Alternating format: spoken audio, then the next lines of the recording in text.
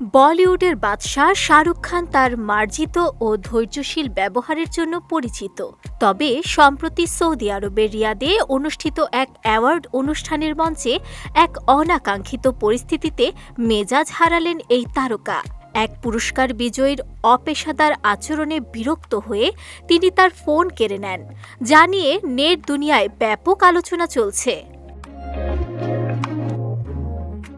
Viral হওয়া ভিডিওতে দেখা যায় এক অনুষ্ঠানের মঞ্চে শাহরুখ খান এক বিজয়ীর হাতে পুরস্কার তুলে দিচ্ছিলেন, কিন্তু এমনই সংবেদনশীল মুহূর্তে ওই ব্যক্তি আচমকাই ফোন বের করে শাহরুখের সঙ্গে সেলফি তোলার চেষ্টা করেন। অনুষ্ঠানের গাম্ভীর্য রক্ষার জন্য শাহরুখ তাৎক্ষণিকভাবে ওই ভক্তের হাত থেকে ফোনটি কেড়ে নেন। তবে নেটিজেনদের অনেকেই ভক্তদের সঙ্গে হাসি মুখে ছবি তোলার জন্য পরিচিত শাহরুখের এমন কঠোর রূপ দেখে অবাক হয়েছেন। ভিডিওটি পর্যবেক্ষণ করলে দেখা যায় শাহরুখ মেজাজ হারালেও তার উদ্দেশ্য ছিল অনুষ্ঠানের শৃঙ্খলা রক্ষা করা।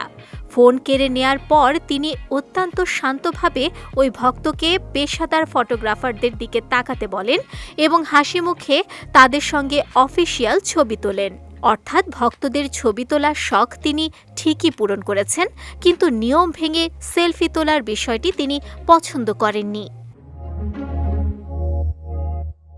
সামাজিক মাধ্যমে শাহরুখ ভক্তরা বলছেন, মঞ্চে পুরস্কার দেওয়ার সময় সেলফি তোলা অত্যন্ত অপেশাদার একটি কাজ। অপেশাদারিত্বের জবাব এমন কঠোর হওয়া স্বাভাবিক বলেও মনে করেন অনেকে।